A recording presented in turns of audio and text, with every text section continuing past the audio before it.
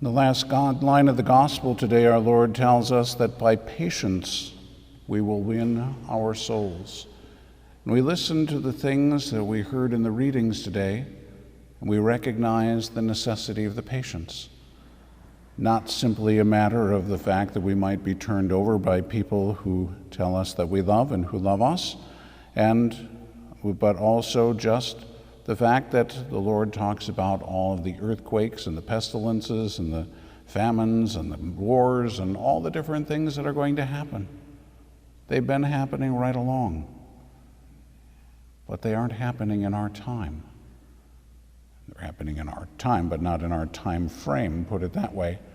Things don't happen the way that we think that they ought to, and that requires a lot of patience for us to be able to deal with.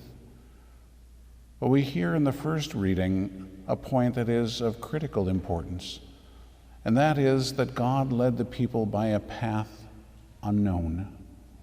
It's exactly what He's going to do with you and me. We'd like to be able to lay out the path. We like to think this is how it's going to work. It's not.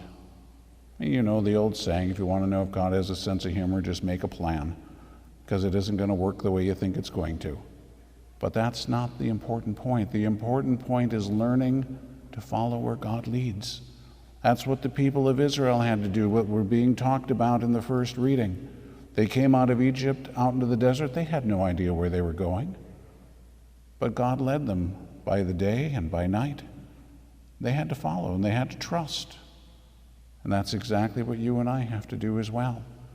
Except that He doesn't usually lead us by a cloud during the day and by a fire during the night. So we have to pray. We have to wait, because God doesn't answer in our timeline either.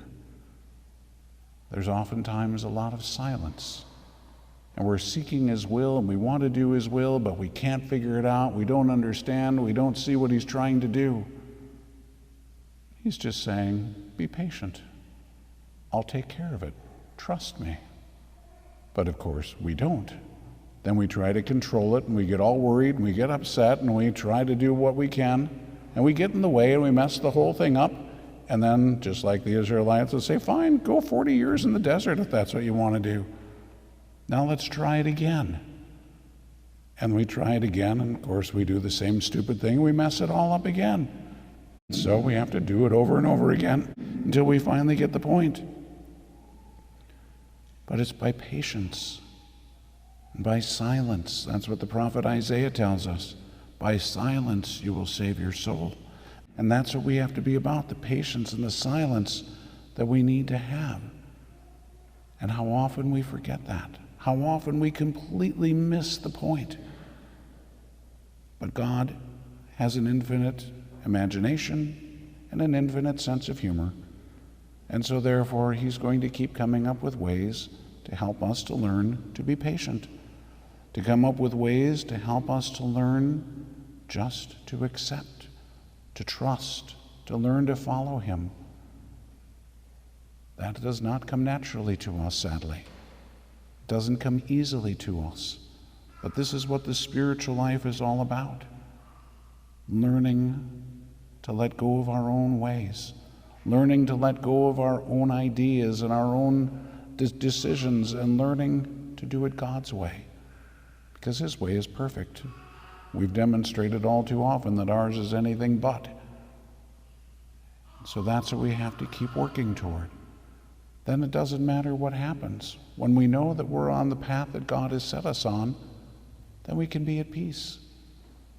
Just like our Lord told us, some of the people are going to be turned over. And He said, don't even worry about beforehand how you're going to defend yourself. I'll give you the words. He's going to lead us on a way that we wouldn't expect. Of course, we don't expect to be turned over, first of all. But if we are, He's going to handle it in a way that we wouldn't anticipate. We simply need to trust.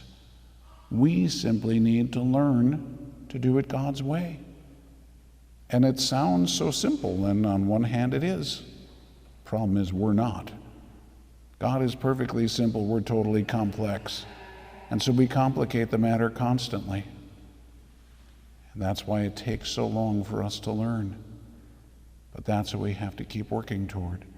Learning how to let go, learning how to trust, learning how just to follow where the Lord is going to lead. And one thing you can be absolutely assured of is it will be by a path that we do not know, that we do not understand, that we can't control. Because that's what's perfect. Because then it's God who's in control, and we simply need to learn to follow. It really is that simple, but we make it very difficult. So he keeps giving us more opportunities. Thankfully, he's very patient. And so if we can learn to be patient, we will save our souls, Jesus says. In the meantime, keep trying. Pray for the grace to let go. Pray for the grace of detachment. Pray for the grace to trust. Pray for the grace to know the will of God and to follow wherever it is that he is going to lead.